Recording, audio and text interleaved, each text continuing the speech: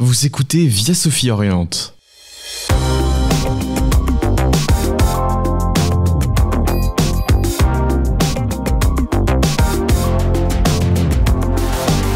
Dans ce podcast, les élèves de terminale interrogent des étudiants qui sont passés par Sophie pour leur poser des questions sur leur formation post-bac et sur leur quotidien.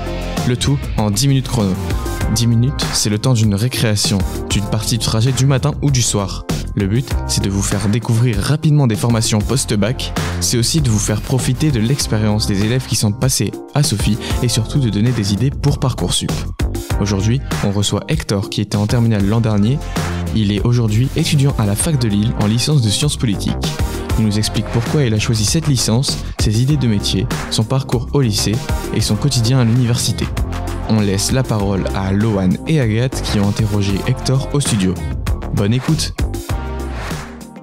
Vous écoutez Via Sophie Oriente. Bonjour Hector, tu es arrivé en 2019 à Sophie Berthelot il y a 3 ans. Cette année tu es du coup à l'université de Lille en licence sciences politiques. Je suis à la faculté des sciences juridiques, politiques et sociales à Lille. Donc c'est pas Sciences Po Lille, ça reste une licence mais les programmes sont assez équivalents finalement. Comment as-tu eu l'idée d'étudier les sciences politiques et pourquoi spécialement à Lille ? C'est un domaine qui m'a toujours plu. Depuis petit, je m'intéresse quand même à l'actualité politique. J'ai toujours gardé cette envie aussi tout le long du lycée.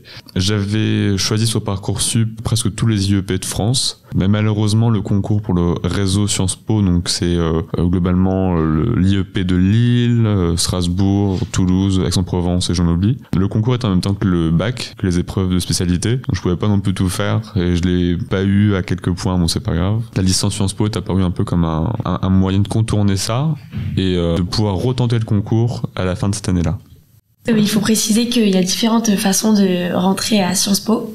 Alors, on peut passer le concours commun pour accéder aux IEP de province qui sont Lille, Aix-en-Provence, Rennes, Toulouse, Strasbourg. Ce concours se divise en 3 épreuves, l'histoire, les langues et les questions contemporaines.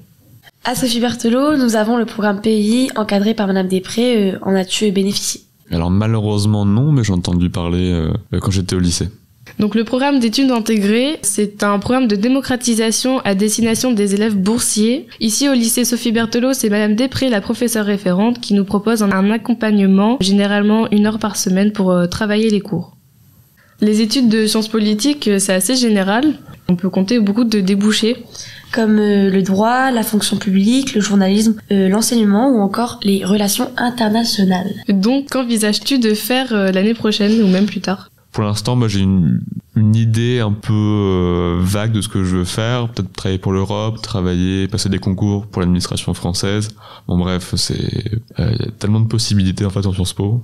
Quel est ton quotidien à l'université ? Déjà, c'est des semaines qui paraissent moins chargées que le lycée. On a 20 heures de cours magistraux plus des travaux dirigés rassemblés.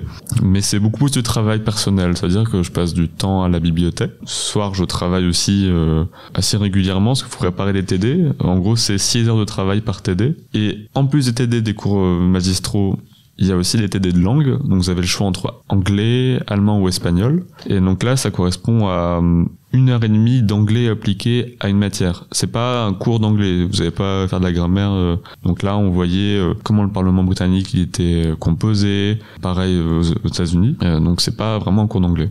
C'est quoi à peu près l'horaire ton emploi du temps ? En fait, la fac, les cours commencent à 7h50 le matin, finissent à 20h10 le soir. Mais globalement, en fait, contrairement au lycée, c'est pas des cours qui s'enchaînent comme ça pendant 4 ou 5 heures. C'est plutôt, on enchaîne grand max 2 cours, donc ça fait 3 heures. Et après, on peut avoir une grande pause. Parmi tous les cours que tu as, est-ce qu'il y en a que tu préfères ? 2 particulièrement, relations internationales et droit constitutionnel, même si le deuxième... peu de personnes aiment parce que c'est vraiment de la théorie. Le professeur nous parle de l'article 2, l'alinéa 5 de la Constitution, et puis on voit tel point, et en fait, on comprend le fonctionnement d'institutions, et on comprend les mécanismes de contre-pouvoir, on va dire. L'autre jour, on parlait du Sénat américain, et on voyait comment il pouvait un peu influencer sur la politique du président américain. C'est vraiment mes cours préférés, donc relations internationales et droit constitutionnel. Et c'est quoi concrètement les relations internationales du coup? Donc c'est un cours où on regarde et on apprend surtout le fonctionnement des organisations internationales. Donc ça peut être l'ONU, ça peut être l'Europe aussi. Franchement, c'est l'un des meilleurs cours pour moi à la fac parce que c'est celui qui se raccroche plus à l'actualité. C'est pas quelque chose d'abstrait, c'est on regarde le journal, c'est clairement ce qu'on voit en cours en fait. Du coup, est-ce que tu pourrais nous rappeler les spécialités que tu as fait au lycée et si elles t'ont vraiment aidé dans les études supérieures en sciences politiques? Et donc j'avais pris histoire géopolitique, plus SES, et musique en première, mais c'était plus pour côté ouverture artistique, après je l'ai abandonné en terminale. Mais j'avais aussi euro-anglais, et globalement en fait, ces deux spécialités-là, plus l'option, c'est vraiment le package idéal, je trouve. Donc imaginons, on a fait SP, SVT ou physique-chimie, c'est plus compliqué d'intégrer...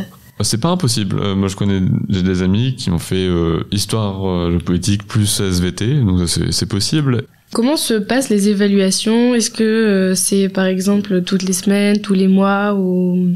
Est-ce que tu as des partiels aussi? Alors c'est en deux parties. En TD, donc travaux dirigés, il y a un contrôle continu.